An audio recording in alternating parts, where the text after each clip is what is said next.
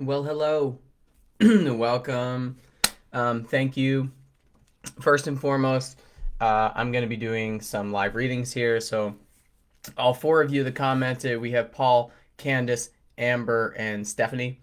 I'll be doing it in that order. And I'm going to do a little intro and I'm going to start off with those readings.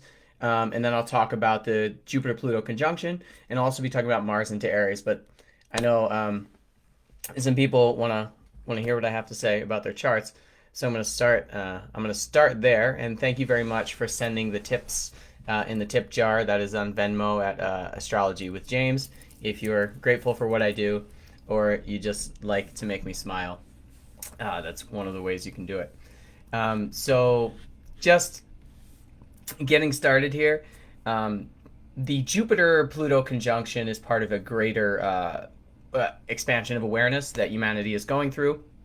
And please do remember that the first Jupiter Pluto conjunction of the cycle, of which there will be three, the first one was April 4th, the second one will be Monday, June 29th, and the third one will be November 12th. The first one was just Jupiter Pluto is an expansion of the things that are hidden, maybe something that brings us awareness about what's truly going on, bringing Pluto up to the surface and expanding it. That was the day with the highest mortality count in the globe for this current situation, and Monday will likely mark the highest case count in this situation. So the vessel for us learning is what we see in front of us. So not to get into that because this is more about offering advice right now. And then Mars into Aries right now as we speak, it's at the end of Pisces. Thus, I wanted to come on and share some things with you about the spiritual warrior that is Pisces. And there's a lot of room for really reading into things and getting deep. And feel free to have conversations here. So first and foremost, I want to get to the reading. So Paul, if you're here, are you here? Because I have your chart, but I wasn't sure if it was AM or PM on your time. So until I hear something from you, still going to get to your reading, but I'm going to put you a little bit further down the list. And Stephanie, you're right there. So tell me, I have your chart here. Give me an idea. What are you looking to find out? What's an area of your life you want to talk about? What's good for you? And I'm going to be doing readings on the natal chart, which means if you have questions about like where you're coming from and maybe your natural gifts and talents, but I'll also be doing transits because that's vitally important. What's going on in the sky right now and how that can affect you. So just today, the moon is at the end of Virgo. What this means is that it will move into an opposition with Mars, and that will create a little bit of tension. But what we're really working through right now is our own sleepiness. We have descended our physical energy into a spiritual mindset. And remember, spiritual is just one facet: physical, mental, emotional. They're all equal, in my opinion. This is not about one thing being better or more useful than another. It's just a different way of being.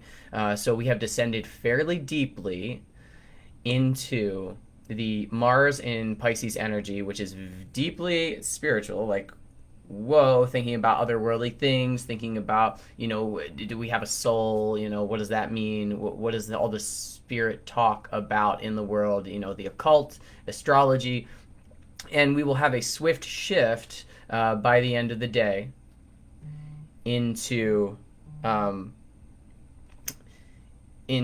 more Aryan kind of feeling, which is, I'm going to feed my family. I'm going to survive.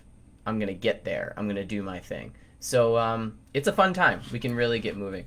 So Stephanie Ray, if you have a comment, go for it. I'm just going to start reading the chart as we speak. So natal chart here. Oh, there you are. There it is. I'm dying a slow death over here of always putting others before myself, and it leads me to being alone when that's not really what I'm wanting, hoping for some major changes, and hoping the good things are coming my way soon, because being isolated is crippling. Okay, well, Stephanie, I can say that you're definitely not alone in that, and honestly, who else in this room could say that Putting others before themselves leads us to being kind of like worn out. So let me look into that. So when I look at your chart, the first thing that I really see, just to give you some background, this is a Sun in Leo, Moon in Aquarius, which means you were born fairly close to the full moon. So you feel, you love, the heart on the sleeve, but also objective feelings, which can allow you to do that kind of work you're talking about, giving, giving, giving. However, there can be too much of that. An orientation to the world, whereas you could be like everyone's cosmic, and I don't want to say mother because there's not really a very strong gender specificity here, but you could be the cosmic caretaker, and you have some strong energy in the fifth house as well, which does lead to you being connected to children. But your Uranus placement on the seventh house cusp, how you relate to people, can have you seeing everyone as your child, not as like a 4-year-old or a 5-year-old or even anyone younger than you, but someone that you can help and you can take care of. So this is something that I don't think will ever really leave you. So what you really want to work on is managing it.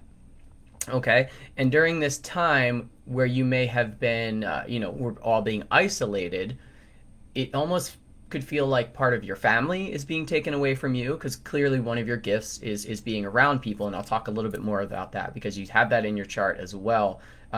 Something very special in terms of healing that you bring to people. But to have this taken away from you during this time is very important. And the part of your body that can be affected by this could be the kidneys, so burnouts.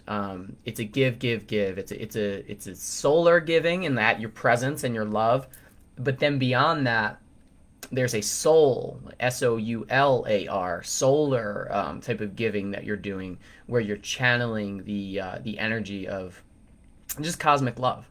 So very loving, and then so that's beautiful. Just first and foremost, you have the ability to help others heal, and it may come through unconventional, unexpected situations. It's not something you're fully in charge of. What you are fully in charge of is setting boundaries with others. And now we get into the Mercury retrograde that's happening in the sign of Cancer. Specifically, it will happen from about 15 degrees of Cancer down to 5 degrees of Cancer. So within that range, I see both Venus and Saturn. So you're being asked to rethink how you give, how you love, and where are your boundaries. And the Cancer energy receives more than it gives, in that it takes in more than it gives. Not necessarily that it receives an appropriate response from the environment, like, I take in 20 and I give out 20 or what have you, but it's just about taking in. So you absorb a lot of information from your environment, and you absorb a lot of energy from the people around you. You would have learned this with this being in the fourth house. You would have learned this early on, that, and maybe it's a mother or father figure, somebody early on in your life that taught you that maybe boundaries weren't a good idea. You may have been taught that like boundaries are like a bad thing. Obviously now at this point you're an adult, and you can do your own, you can do your own thing around this, but that's not easy, because the boundaries that were set very early on create the structure and the patterning for your entire life. So to change that means, shifting. Maybe you have to move your house, or move everything around in your house now and then, to remind you to not get too comfortable, because the comfort that came early on is not the same comfort you want now. You want something very different. And what you're looking for is those who can recognize your sensitivities, okay? Because your sensitivities are there. Jupiter is in trine to that Venus in that fourth house in Cancer. So it's telling you more big feelings, your expression of your emotions might be quote unquote too much for some people. That's because they're not in touch. You'll attract people that have a way of like just gliding across what they feel. and you may have even been caught up in crowds or crews like that. But what I will tell you through this time of isolation and quarantine, however you want to refer to it, you will come out of this not being able to spend your time with people who are just living on the surface. And again, I don't think there's anything wrong with that, but it's not right for me. I know that. And when I look at your chart, it's not right for you, because what you're truly looking for is family. Okay.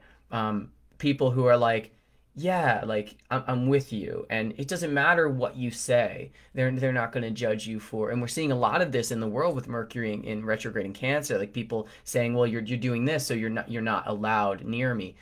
This is not what you're looking for.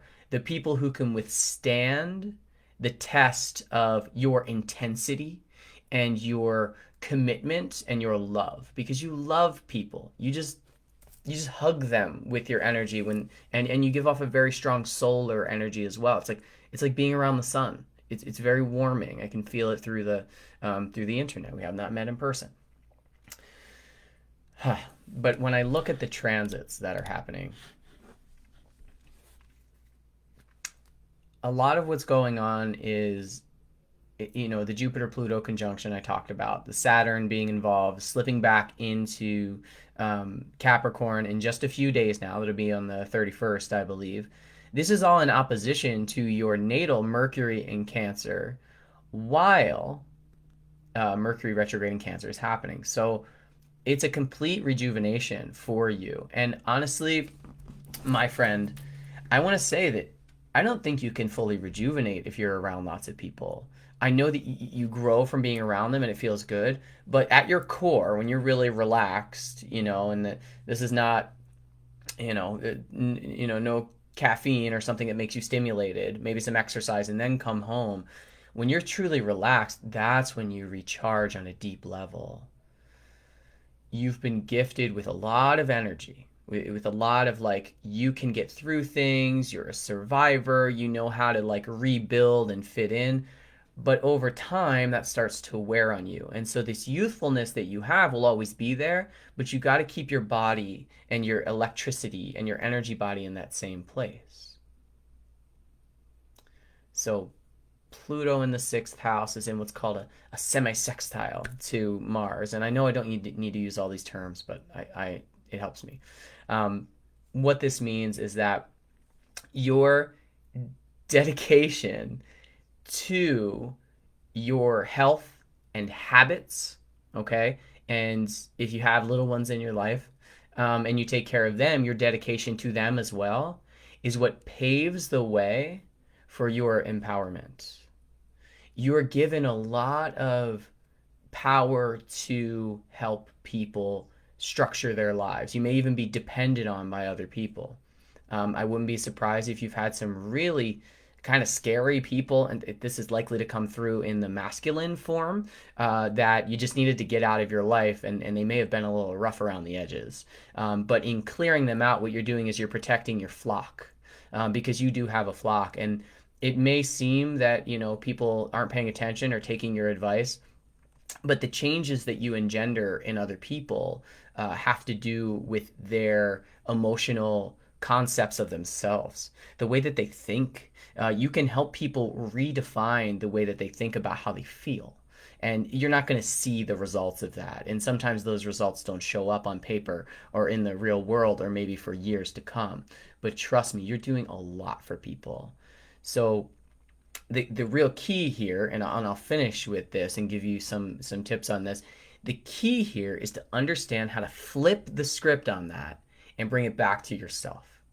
So when we look at the way we interact with one another, if there's too much energy going out or too much energy coming in, we want to look at the line of interaction, which is the ascendant descendant line, the line that bisects the entire chart from left to right or right to left. We look at the ascendant. This would be in Aries. So this is how we put ourselves out there. This is where we might do too much. This is where the balance could be that you give too much. So in Aries and Chiron there, hello, Chiron and Aries right on that ascendant, you could literally just be doing too much, just way too busy. Okay, so keep that in mind. I don't need to go into that. That's for you to decide. But then on the opposite side, we have Uranus on that seventh house cusp. These two things are in opposition. Chiron oppose Uranus. I could give you a full rundown of that, but please go to Google, Stephanie, and Google Chiron oppose Uranus in the natal chart and just read about that. There's plenty of writing on it. If we do a more in-depth reading, I can go into that. But with Uranus on that descendant, what you're going to find is that others, they shock you. They really shift where you are. And it's in the sign of Libra. So your groups need to be really of a very high standard, is what I would say, because you can make magic out of any relationship, especially when it comes to love. Like Jupiter and trying to Venus in Cancer, both water signs, like the moon in Aquarius can be detached. You could literally make gold out of shit. So just make sure your starting material is something of substance, and leave your work with people who really are not in a good way and don't vibe directly with you as a friend. Leave that work as something else entirely. That's your gift. That's your gift to humanity. It doesn't have to foster your core group of individuals in your life.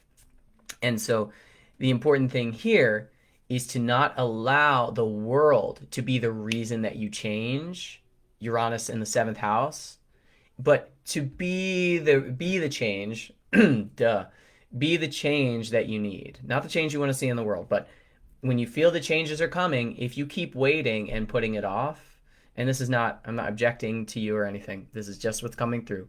If you put it off, it will seem big, big, big, big, big and hard to deal with.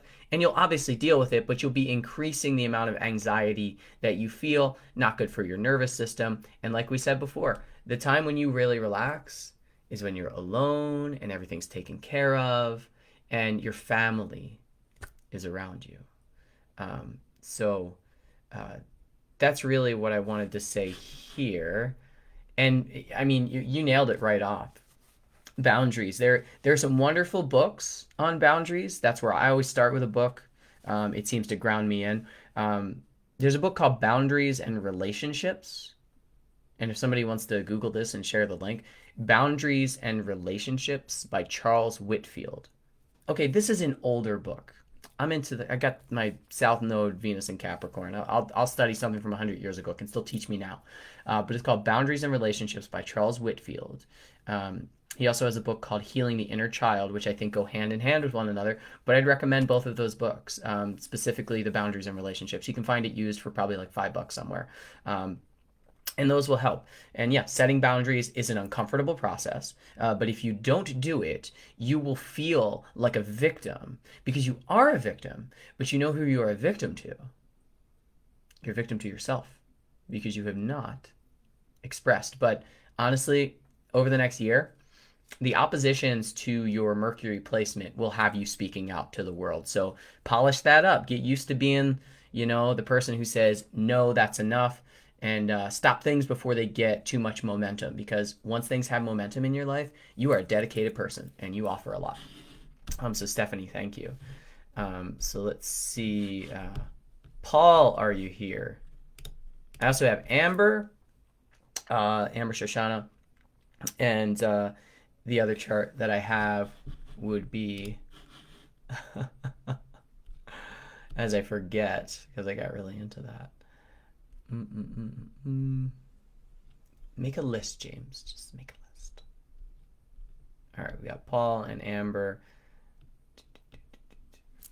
And then it would be, again, thank you for the patience, Candace. Nice. Thank you, Stephanie. That's a great book. Stephanie, it'd be Candace. So Candace, I'm going to, and I posted before the video. Oh, Amber's here. Okay, so we're gonna go to you, Amber, and thank you. I posted before, and this is gonna be something that I do in the mornings. I will be posting about 20 minutes before, and then it's the first comments on that, so I can have your yeah, Aurora, and I'm happy to do that. We'll have to organize that. just send me a private message. You can do that now if you want. Um, Candace, I'll do the reading right now. I'm sorry, Amber, I'm going to do the reading right now. And then Candace, if you're here, stick around. But I will be posting about it beforehand. And then you'll have to comment on it so I can have the chart ahead of time, because I do need to actually input the chart information. Doing that live on video is a little awkward. All right, so I'll be speaking to Amber and then Candace. I have your comment there, so I will get to you. And let me just get this chart up now. And that book that Stephanie shared, I do recommend. So Amber, and actually Candace and Amber, when I talk about the outer planets here, you're both born pretty close to one another, just a few months in difference. So there might be some similar things going on. So I would say pay attention to both of your readings. You might hear some messages coming through that have to do with both of you. So Amber, anything going on in your life right now you wanted to mention? Really, we just met one time in Baltimore when I was visiting, and I really appreciate all the support and love your energy, transformative person you are. So let's see, what's in the chart? Sun in Libra, Moon in Cancer, and then we have an ascendant in Sagittarius. So we always want to start by looking at the ascendants. And if you're a amateur or professional astrologer, the ascendant will have a ruling planet. So Sagittarius. Okay, what's the ruling planet of Sagittarius? That would be Jupiter. So always look first the ascendant and then look at that Jupiter placement. See where it is, see how it plays a role in the chart. Also, any planets on the ascendant. So Amber, just very artistic. I sounded like a grandmother who has never been to an art museum. There's a very unique, vital expression to you. Kind of an old soul vibe, but also something revolutionary. You were part of a cohort, and again, like I said, 1989, 1990, 1991, with Uranus and Neptune, and for many of you, Saturn also in Capricorn. This is big times. Right now, what we're going through in the world is an example of kids that in 20 years, we're going to be like, oh, remember that generation? And Paul, if you're watching, congratulations on your second. This is going to be, this is your little one. We're going to have this energy that needs to unfold over time. Deep, deep shit, okay? So what did this generation bring in? What are you bringing in? And specifically in your first house, you are a great example of this. You're here to change the way things are done, okay? A lot of people, individuals from this generation, have had either a very weird kind of super, outside the box spiritual mindset that could be like a really intense form of ascension work or new age work or spirituality, Buddhism, or they were raised in some sort of conventional religion, and that kind of stamps this idea of God. And then over the lifetime, you take that idea of God, and some people devote their lives to it, but many from this generation work with that idea and kind of parse it out over time. Like, why is it like this? This doesn't make sense. And what it's looking for, what this entire generational cohort between 89 and 91 is looking for, is metaphysics. Metaphysics. Look at the physical, look at the basics. We have bones, we have DNA. This is important. But like, how do we go beyond that? All right, awesome. See, that's unusual. And so you were gifted very early on with something that is outside of the norm. And specifically, this is in opposition to Jupiter in your 7th house on your 8th house cusp. So you have this different internal makeup. So, many people are different, okay? You stand out in a crowd that stands out. And being able to be present with that is very attractive. On one end, it could be very sexually attractive, but it could also be very seductive, on like a spiritual level. You could really bring in people, energy, resources simply by taking advantage of the fact that people are attracted to you, okay? But what you want to watch out for is the quote-unquote wrong type of people that are attracted to you, hanging out with groups of people who maybe don't really vibe with you. They just don't they don't fit your narrative. So with the moon at the end of Cancer, that's very sensitive. You have a deep sensitivity, and without personal space and kind of a silent time from now and then, you might be very emotionally motivated, maybe even without knowing it. You could be just very charged and even aggressive, if provoked. And that moon is in aspect to your sun, so that you have a sun square moon, which again, just more unique individuality being carved out over time. Now, Mars in Libra may pose some challenges when you do actually want to be an authority, when you do want to tell people where your boundaries are, when you do want to push people away. The reason is because Mars in Libra and the moon in Cancer can lead to a strong passivity in a way, and just in the expression. It doesn't mean you're a passive person, but it means you're more likely to watch, think, and feel than you are to act and tell people to back off. And I feel a strong like Plutonian quality from you. That was this is what I think about people when I first meet them. Sorry. I get these impressions of planets. So let's look at the transits here. Let's see what's coming through. Amber, if you want to share anything about what's going on in your life right now, please do. So nodal transition, the Mercury retrograde, okay, because it's happening. In Cancer is going to be crossing over your Jupiter placement. So really a great opportunity to rewrite some internal scripts, maybe to take charge of past events, but also just a lot of creativity for you. Do you have the opportunities to express? Do you ever sing, write music, make art, or anything like that? I feel like it's an important portal for you, and I'm not just going to say expression. It's kind of like a portal, almost like a void that you can enter and then come back out of. Very deep, working with the tarot, working with the occult, working with astrology. That also involves working with people's trauma, especially sexual trauma, living in environments where people may have been subjugated or put into positions where they're not able to thrive. You can do a lot of good work there. Past life energy of being like this kind of secret person walking around, not being seen, Pluto in the 11th house in Scorpio. Yeah, I mean, whatever the common sort of trauma that's going on, you're likely to feel very familiar with it. And what's important is to beware of how this can lead you towards medicating or coping, because you don't need to cope. You're going to walk with some shit, and maybe that's a bad term, but you're going to walk with some stuff, and you're going to carry it, and you're going to be present with it. So you don't really want to change it or try to, because it's virtually impossible.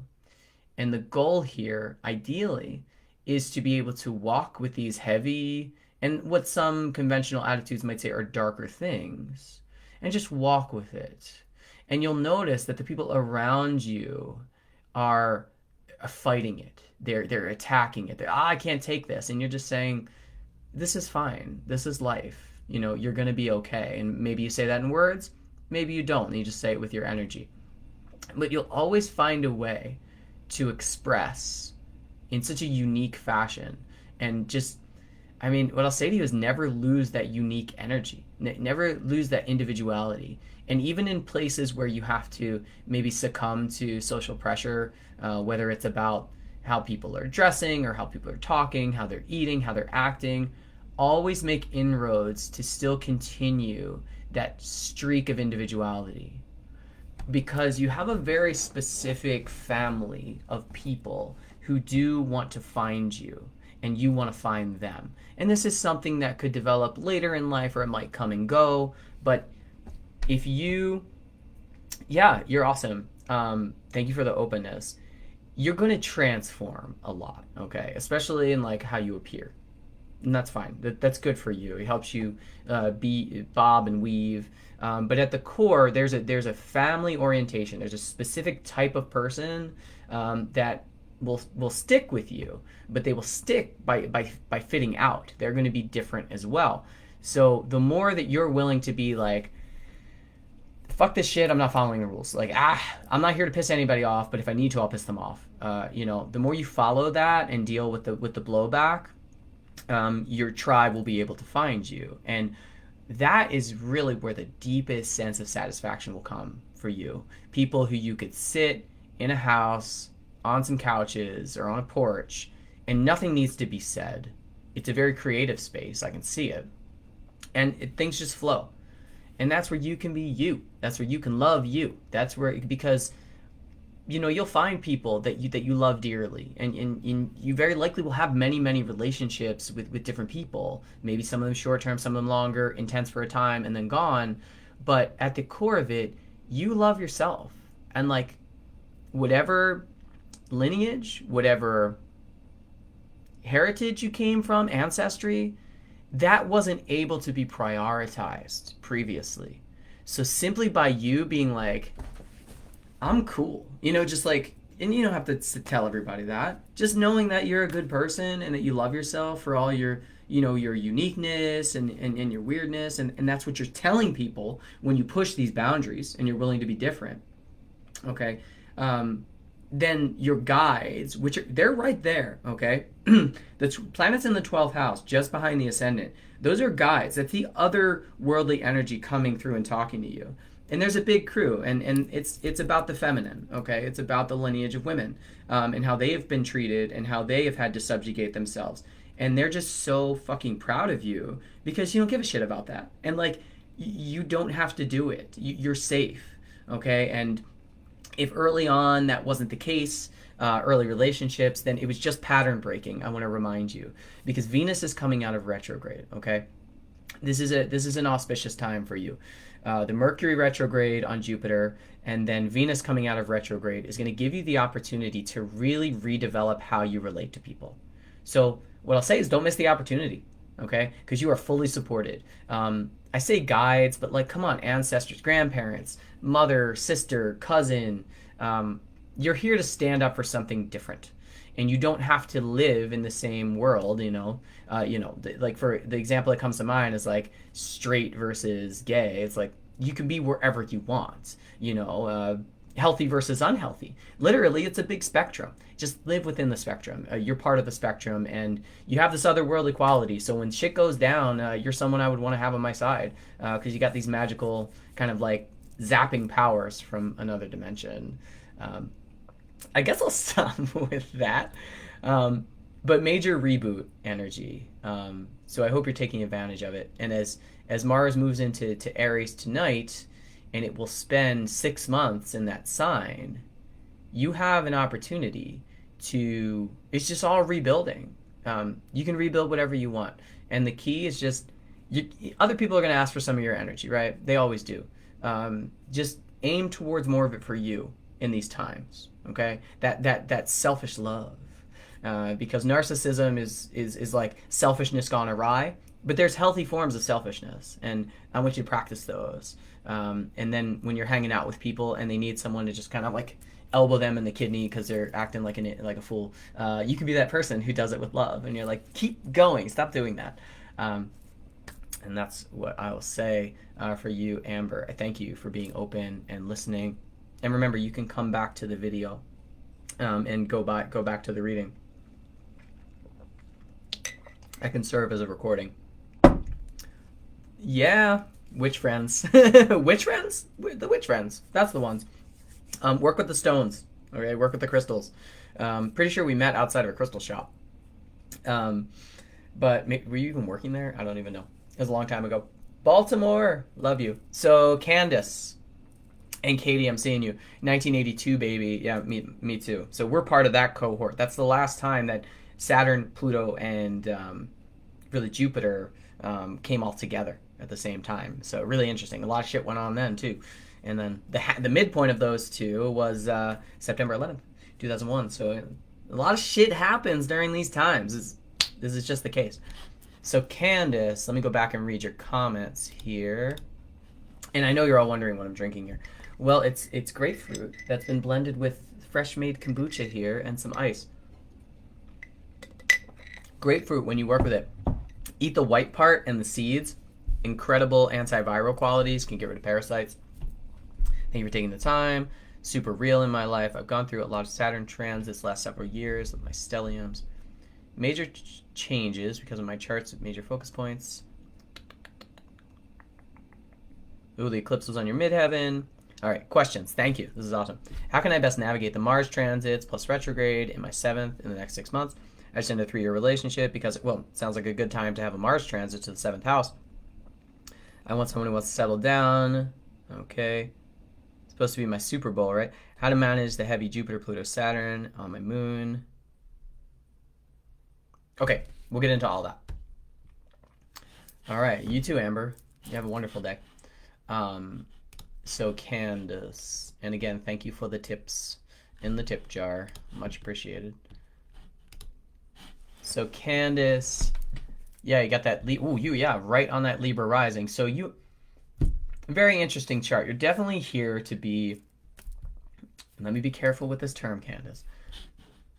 You're here to be kind of productive, but don't fall into the productivity trap. You still have.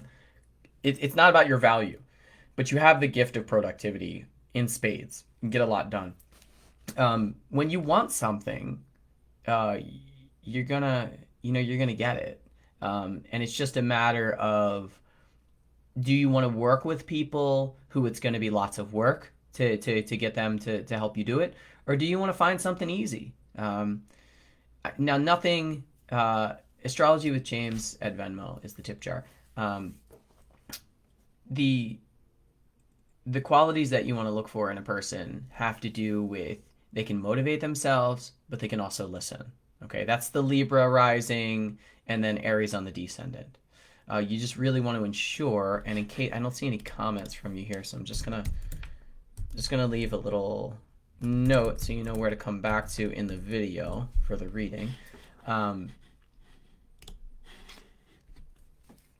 The reason I say that you're here to be productive, first and foremost, and I think this is a very important facet in your chart. You were born with your ascendant at the cardinal points, shifted 180 degrees. So first and foremost, your chart is a direct opposition to the Grand Cross, the seasons. You're oriented 180 degrees around. So the outer world motivates you, and you motivate the outer world. Okay, a very motivating individual. Then also, your moon is in the sign of Aries. So we have this like, go get them. Okay, like just do the thing. Also, that same Aries moon is in aspect to your nodes, in a sextile to the north node and in a trine to the south node. So you could slide into a comfort zone and then be frustrated by that, and you'll see that in the groups around you and in the world. Or you can work with spirit. So this is asking for some sort of spiritual orientation to your life to understand that you have a soul in sextile to that north node. And what you'll see from that is just like a youthful kind of exuberance, someone who could stay young for a very, very long time.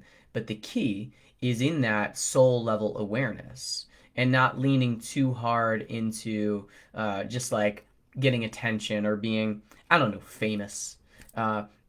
This lifetime isn't about fame. It's about life. It's about being excited. It's about doing stuff and liking what you're doing. So you asked me some specific questions here. So how do you survive this Mars retrograde time over the next 6 months, and what she's speaking of? And I thank you for being, educated about this. It's helpful for me because I know I can speak to you about it. But the Mars retrograde will be starting in, and here I'm losing my brain. It starts in September, but Mars will be in Aries from tonight, this evening, until January 6th. Now, just as an example, Mars has moved through 6 or 7 signs just within the last 8 months. And so now it will spend 6 months in just one sign. And the last time that this happened in Aries was 120 years ago. So this is rather unusual. So your seventh house, your relationships, this will be like unlike anything that you've ever experienced in your life, unless you are 120, which you're not because I have your birth date here. So revolution of the way that you interact with others, the way you present yourself to the world, um, and really like anything that's to survive, anything that's repressed, where you're frustrated with someone, get that out now. Okay, wherever you're frustrated with the world, get that out now. Deal with your oppositional forces with the world, like what do you believe? Write your little I'm looking for a notepad so I can show you. Just write things, get them on paper, get them out of your mouth, get the energy moving. The way to survive this is really, for me, through exercise, whether that's yoga or that's hiking or that's going. I wouldn't recommend going to gyms right now because they're super weird with all the distancing and the masks, but do what you need to do to get your physical energy out. Ideally, you're doing that outdoors. I see here that you listed that you were born in Tucson. Candace, where are you right now? And even if you're watching this video later, just comment where I said your name and I can come back and give you a few answers to your comments. So the way to survive this is to get your physical energy out, because whatever's built up is going to come out, and that could show up as blowing up at people, this and that. Let me look at your transits now, because you did mention that you went through a breakup. I mean, the breakup was kind of inevitable because of you're just moving through this wave.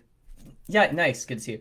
You're moving through this wave of authenticity right now, Candace, where even if you tried to lie, not that you would be good at it normally, but it's just not going to happen. You can't even lie to yourself. So this is going to be kind of tiring. It can be exhausting. Yeah, work out. I mean, if you have, and the goals will help a lot too, because with Mars and Aries, we might find ourselves starting a lot of things and finding it hard to finish. So what we want to do is break down the things that we're setting up into achievable chunks, and then just chunk it out. Like if you set a goal to say $15,000, don't just aim for 15,000. Be like, first 1,000 happens in the next 2 weeks or however long, and then when you hit it, set another goal. Hit it, set another goal. And I'm not a big fan of using weight as an arbiter of health. I think it can make us very neurotic and weird in this modern world, especially for women. Sorry you've had to deal with all that body shaming shit. Yeah, bless you all. Thank you for being here during this time. But what you want to do is focus on what you want to do and whether or not you're doing it. Like, how many days a week did you do the thing? Yay. Congratulate yourself. Give yourself some reward. This could be a time of increased I think this transit will bring increased sexual energy as well. And if you've done any form of tantra, kundalini yoga, or just dating safely, this might be a time where you find that you're feeling kind of hot, and with that comes, maybe some insecurities that could be covered up by feeling too good about yourself. So keep in mind that this is really just about you transforming how you deeply feel about yourself, and that will change your relationship. So here's the thing, that the relationship where someone didn't want to settle down, okay? If you would have tried to stick it out and then this Mars transit would have hit, this would have been ugly. This gets going to become very ugly, because you're not going to take no for an answer at this point. So you don't want to take something that's just half-assed and bring it into this time, because it's going to get beat. It is going to get beat down. So what you're really doing is right now you're clearing space. Okay? Consider your relationships a bit of a construction zone right now. People at work, not men at work. People at work. So if someone comes in and you're interested in something, remind them, I'm doing my thing right now.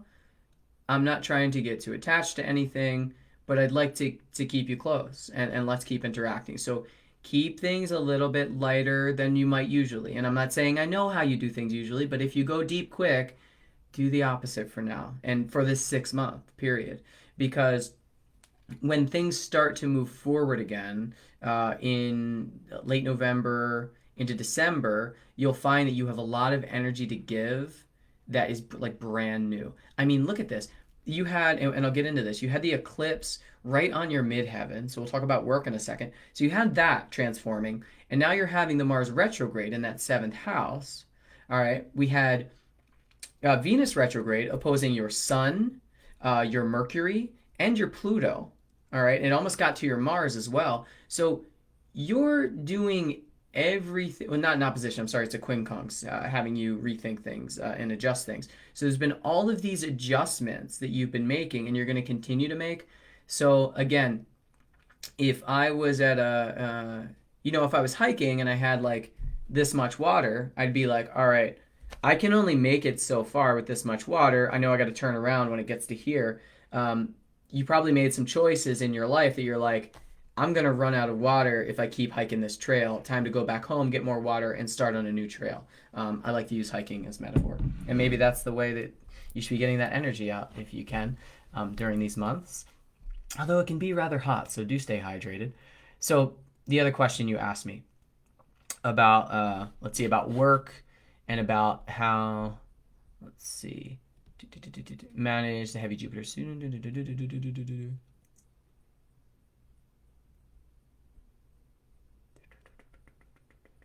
Silence and some dead air here. Okay. Uprooting resolved issues with my upbringing. Is the square to the moon more about partnerships or my career, public image? So what's about public image is that eclipse that just happened. Your public image, regardless of how you project it, Candace, will be resonant of your internal identity, which when it comes out and it's authentic, will be about that moon in the seventh house. It will really be about this Aries moon, this fighter, a lover, a partner, someone who doesn't take disempowerment lightly. Like, you're going to need to move your ass as an energy that you bring out. So you're very motivating. So as that transforms, it will transform your public image, okay?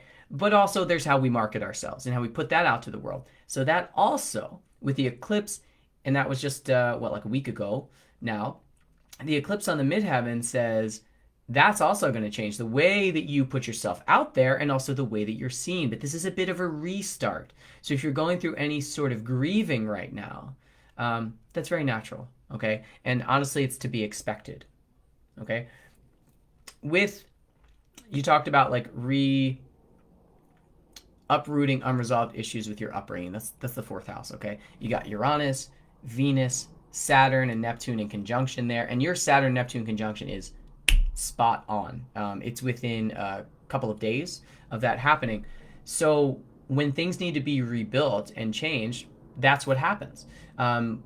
What's affecting that right now is an opposition from the Mercury retrograde. So you literally have the authority, Mercury in the 10th house, retrograding backward, in opposition to this fourth house, the way that you were brought up, your deep psychological underpinnings. And then within there, you have Saturn and Neptune conjunct. So this ability the only planet that has the ability to break down the boundaries of Saturn is Neptune, okay? And it's right there. They're conjunct with one another. So the structures that you built will change often, and you'll have to kind of hold them up from time to time. But here, you don't want to hold that shit up anymore, okay? And Jupiter is in direct opposition to both of those planets. So your authority over yourself, I mean, let me just refocus that sentence. You have authority over yourself, and it's never been more real than right now, okay? So if someone in your life was an obstacle to that, they're being steamrolled. Remember I used the construction zone metaphor? Yeah, they're being rolled over. So anyone that you said, this probably isn't going to work, you saved them and you saved yourself. Now, finally, the part of this that probably makes this kind of emotional and challenging issues coming up is Chiron. Chiron is at the midpoint of the Saturn-Neptune conjunction opposing Jupiter. And right now, Mercury in retrograde is on top of that as well. So all of this, what you've gone through in the past 4 or 5 years with Pluto translating that fourth house, was bringing everything up to the surface so that it could dissolve. Okay, so there's a rebranding, there's a new energy to your life, but then at the same time, there is so much micro adjustment that can happen, and this is the time when that happens. And with Chiron there's so much healing coming from your connections to other people. I mean, whatever's happening right now is coming through as well. Like, this is what you want to focus on. Someone who's going to say, listen, I'm not going to lie to you. I'm going to tell you what's going on, but you are loved. You know, I'm here. You are loved.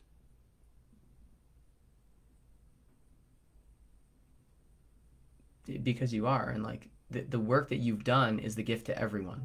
Um,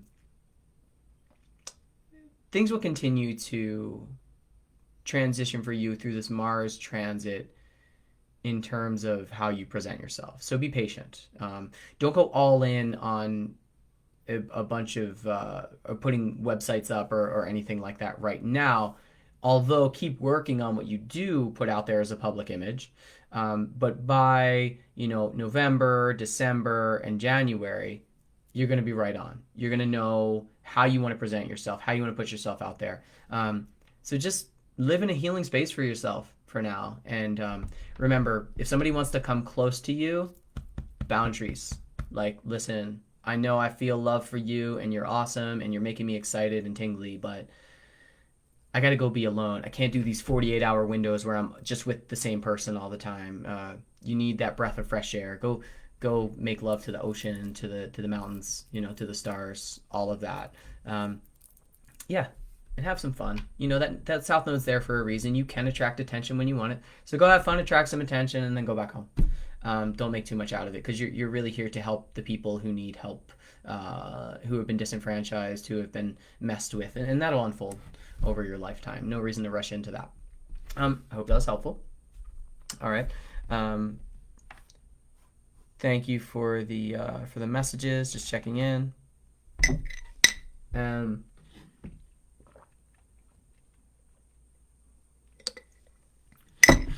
Woo! Things are intense. Very thirsty. Plan on working on it. Yeah, it's a great time to do that. To just work on all these things. So, Paul, thank you. Yeah, you're very welcome. So, Paul, if you're here and silent, I'm just going to leave a little comment in case you come back to this video, so then you can see what's going on. I know you just had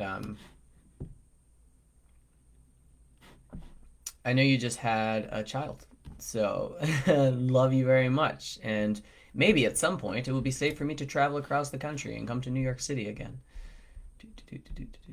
So let's see what's looking in the chart here. And again, is that 6:08 a.m. or p.m.? I don't know. Thank you for watching me ramble, my friends. But what I will say is I can read for transits right now, so I will do that.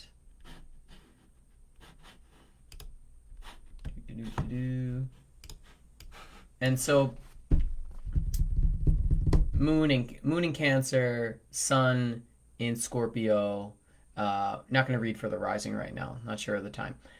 But what I will tell you is all this stuff that's happened in Capricorn over the last few years has you really digging into your feelings. The outer world is just pulling all of this emotional energy out of you, all of this nurturing energy out of you. And I mean, I happen to know that you've had a couple of children over the past 5 years, and that's amazing. And that's kind of how astrology works. Like, things manifest in the real world. But at the crux of this, at the midpoint of all of this, would be your Pluto placement. So it's kind of like this entire situation has been deepening your awareness of the universe, of the world, of like just how things work. And I would say that there are two ways that this could go. If you don't have support around you, this could throw you into like a washing machine with a bunch of rocks and you're just getting tumbled.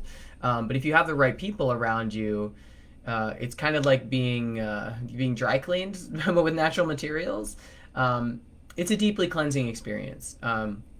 It really fosters the healing of lineage, connections, whether that be father, brother, or even ancestors or bloodlines, or pressures from that you may have been raised with no longer seem to make sense, or they make a lot of sense, and you want to live them out. You want to do something about them. Whatever the case, during this time, like, and I mean obviously, but family takes primary importance, and it's through that journey, and you're probably feeling immense amounts of gratitude for the people who are around you. Your chosen brothers, sisters. Because a wife is a chosen sister, or however you want to put it, a chosen family member, as our children and friends. But you just feel so grateful for the individuals who are just there, and they're there when you need them. They're and you are, and I know this about, you're there for people in a way that, like, it's just so present, and I fucking appreciate it, so thank you. But right now, especially the last week, has been a bit of a dream-like state to be in. Mars moving into Aries is going to again shift your focus on your daily habits and routines.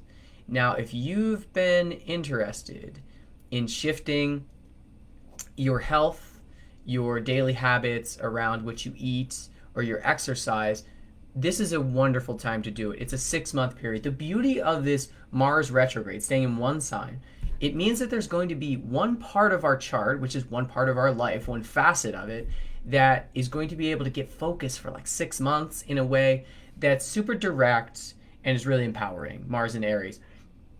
And I know, right? It's a retrograde, so what does that mean? But it's still going to be good. We're going to rethink it. We're going to see the results of what we've been doing. So from now, really until January, is where you want to focus. It might feel a little selfish, but it's not, because if you don't take care of yourself, you can't support those around you. But really just take some inner time, do some writing, some creative kind of expression, and see where that puts you. You're kind of a Superman, because of your ability to like dig. You have reserves of energy that are unlike most individuals. I picture you standing up and confronting waves in the ocean, but still you do have a body. So the body will often be the thing that's like, yo, bro, like, chill. And so what you want to do over your life is notice when that message when it's about to knock on your door, and just pull back and go into some rest and rejuvenation mode, whether that's going to a sauna or doing yoga or going to a park or just sitting with your kids, and watching some sort of movie or television, because I know you have a passion for film, and understanding like what's good in terms of creative work, reading, very fine taste. So lavish yourself when you can, whether it's with wine or like a craft beer or something, or food from some restaurant. I know it's all takeout right now, but like, just get yourself something nice and chill with it. You always reminded me to do that as well. What else here? The Mercury retrograde can bring new inspiration. Okay, it can bring just like over the next until July 12th. This is a great time to reconsider what faith or spirituality is. And again, a good book or even videos, like things from Alan Watts or Terrence McKenna. Anything that you can find online that kind of gets you from a spiritual bend, just go for it and listen to it. You'll find there's an extra pull during this time. And then I want to finish up with something here. So the Jupiter-Pluto conjunction, the second hit is coming in just 2 days, magnifying an issue that was brought up likely in January or in March or in April, throughout this time period. So your connection to your environment is what comes up. Like the way that your house is oriented, the way your apartment is oriented, the idea of moving may come back up for you. And what that can do is either have you wanting to move somewhere, okay, and maybe even a job opportunity that takes you to that place, or it can have you moving more deeply into where you are. And so obviously you want to negotiate that with the people around you and check in with them, see how they feel, and just ensure that you're holding an open space for that dialogue, because your presence can be very intense in a way that might make it hard to express the vulnerable. I think you know this, that I've seen you soften. But just be soft to the people who you're close with because you're powerful. You're a force, man. And I love you and I thank you for the tip jar. That would be the four readings and we're right in an hour that I was going to do this morning. And again, the new format that I am doing will be to share beforehand that there will be a video about 20 minutes ahead of time, and if you catch that, you catch that and add your chart in, then those will be the ones that are read for. That allows me to be more organized and also to have your charts on hand prior to it. So if you commented once the video started, that's not how it's functioning today or in the future because it gets a little clumsy. So I'll just finish up by I think I've shared a good amount about Mars and Aries and also the Jupiter-Pluto conjunction. So finally, and what I'll say is that the intensity of fear coming to light, the intensity of the corruption coming to light, and just real quick, whether it's mandating things, taking rights away, lying about numbers, it's just really hard to get information. All of that stuff is highlighted by the Jupiter-Pluto conjunction. So in the world right now, that's what we're seeing. Okay, and this will be a height on Monday of it, and then it will go back down again, and it'll come back up. This is like a W that this creates. We have January comes down, goes back up. April 4th, back down again, back up here now in June 29th, back down again, and then back up in November 12th. And that one coinciding with the election. That could be very interesting. But the point being, the table has been set, and it's a table of anxiety. It's a table of fear. It's a table of things that aren't very comfortable. So for now, we're at kind of the height of one of those. So be grateful that it will be dissipating a bit, although we will revisit old themes with Saturn moving back into Capricorn. So the themes aren't going away, but your investment in it is optional at this point. Okay, it's been made very clear that regardless of your viewpoint on what's going on, and I'm not even sharing one way or the other because I'm not getting into that. Regardless of your viewpoint on what's happening with the pandemic of both fear and sickness, there's two different things going on.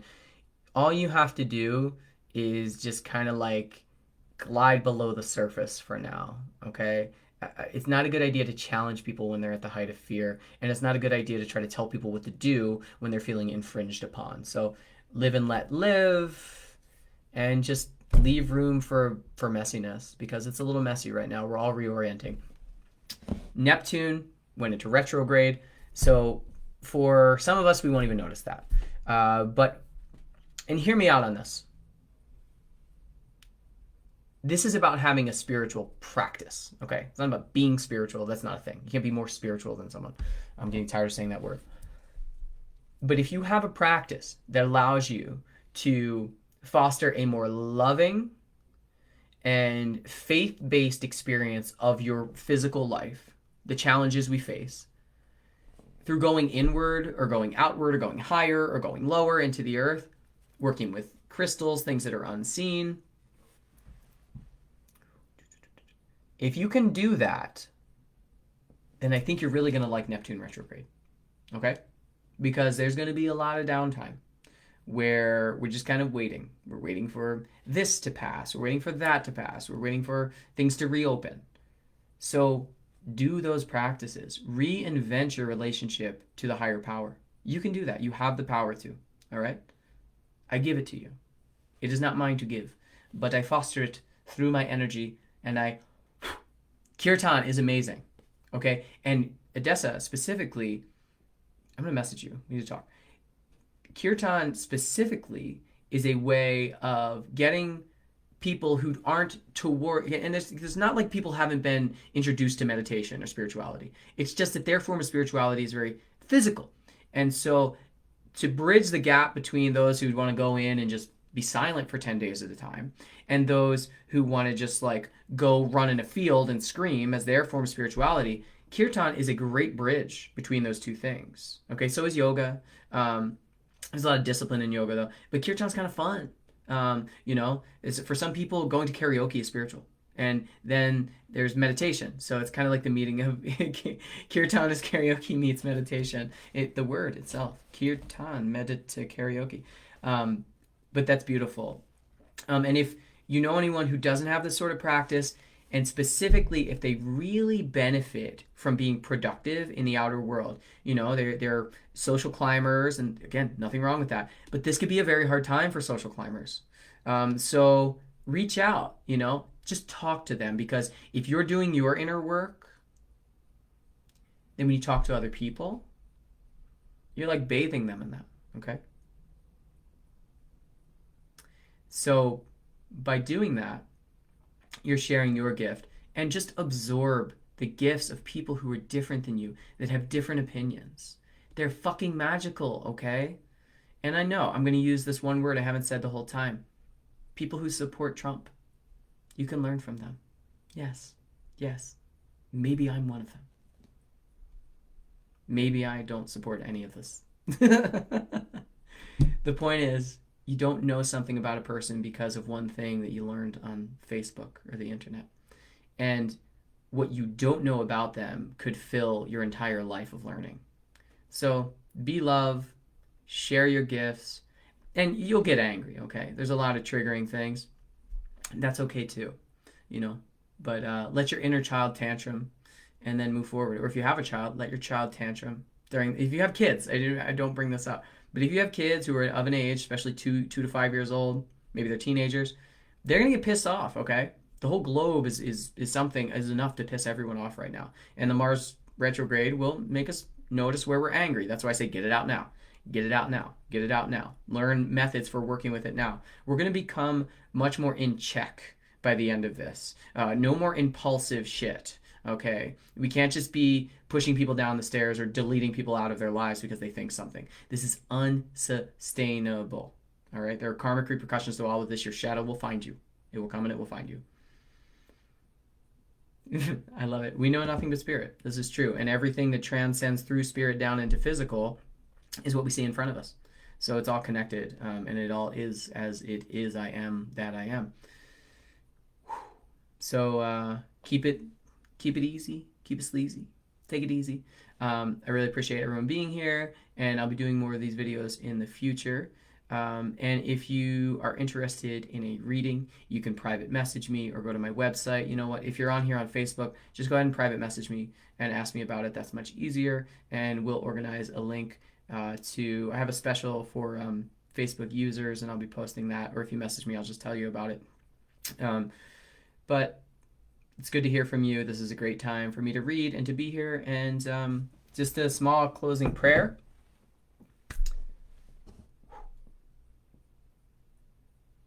I'm grateful to all beings, seen and unseen, that have assisted me in being right here, right now. I acknowledge the challenges that we face in the world and that I face within myself. I am willing to see the connection between those two worlds, and I ask for your assistance and guidance in being compassionate, understanding, and loving towards myself,